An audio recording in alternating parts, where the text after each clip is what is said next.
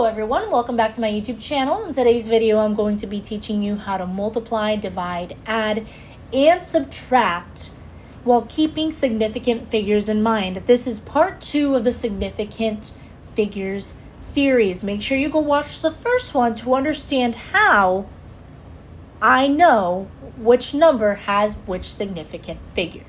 Alright, so let's start with multiplication and division. The rule states that your answer after you multiply or divide will have the same number of significant figures as the measurement with the lowest number of significant figures, right? Keyword lowest number and significant figures. And I highlight that because it's going to be different for addition and subtraction. So let's take a look at this multiplication problem right here. We have 5.02 times 89.669 times 0.10. The first thing that you always have to do when you have these problems is find how many sig figs each number has, right? So 5.02 has 3 sig figs. And I know it has 3 sig figs because there are 2 constants, 5 and 2, and there's a 0 sandwiched in between the 2 that's also considered a constant. 89.669 has 5 significant figures because those are all constants, and constants will always be significant. And 0.10 has 2 significant figures because only the 1 and the 0 after the decimal point count as significant figures. 1 will always be significant, it's a constant, but the 0 is not only behind the decimal point, but also behind the 1. We cannot say the same about this 0 right here, which is in front of the decimal point. Whenever we have a leading 0, we do not consider it significant. Again, I did this just to refresh your mind, but for the next 2 problems, I will not be explaining. Make sure you go and watch that video first. All right, so now I'm going to go ahead and multiply. And for these problems, you are free to use a graphing calculator. So when I multiplied all of these numbers, I got equal to 45.013838.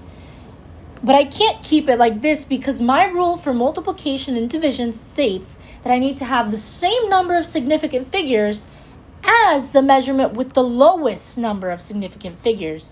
And in this case, it was 2 sig figs. That's the lowest. That means that I will only be taking 2 significant figures from this answer. So my new answer, written as 2 sig figs, would be 45. Now let's go ahead and do addition and subtraction. The rule is very similar to multiplication and division, except that instead of keeping the lowest significant figure, we're keeping the lowest number of decimal places. Right, so let's take a look at this example. We have 2.345 plus 0.07 plus 2.9975. Let's take a look at the decimal places. We have 3 decimal places here, we have 2 decimal places here, and we have 4 decimal places here. We're told that our answer needs to have the lowest number of decimal places, and that is 2. So let's go ahead and add all of these numbers together. The answer is 5.4125. But again, we only want to keep 2 decimal places. So we will only be preserving the 5.41. We're only going to be keeping these 2 decimal places. These other 2 will be gone. And our new number will be 5.41. Lastly, let's take a look at a problem that combines all of these rules together: multiplication, division, addition, subtraction. Here we have 3.489 times 5.67 minus 2.3, and those 2 numbers are in parentheses. The rule states that we need to first do what is inside the parentheses and then continue with the rest. And super important is that we need to use the rules that we discussed earlier to do this, right? So let's go ahead and start with parentheses. In the parentheses, we have subtraction. And we know that the rule for subtraction is that we need to keep the lowest decimal place. Here we have 2 decimal places, here we have 1. So when we do the subtraction, 5.67 minus 2.3, we are going to get 3.37, right? 3.37. But since we only want 1 decimal place, this 3.37 is going to become 3.4. Why 3.4? Because the 7 here rounds up, making that 3 a 4.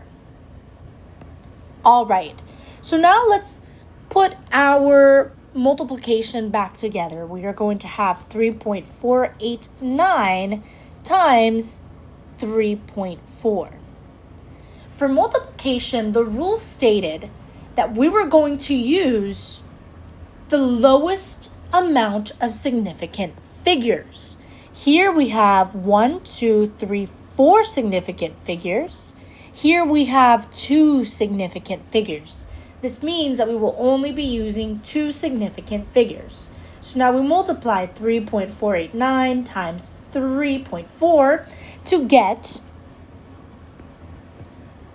11.8626. But again, we only want 2 significant figures, right? And 2 significant figures are these 2 right here. Except that if we take a look at the number that follows it, it's an 8. That means we have to round up. So instead of it being 11, it's now going to be 12 because we are rounding up. Whenever it's a number 5 or greater, you round up. If it's 4 or less, you round down. And that is how you do a problem with all of these operations mixed in together. The best way to understand this is by doing a bunch of practice problems. So keep on practicing and keep on watching this video if you need any more help. Remember, this video has this series has 2 videos.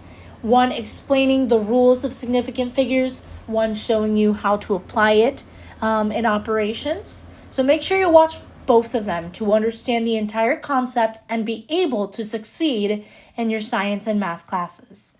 Thank you for watching, and I'll see you next time.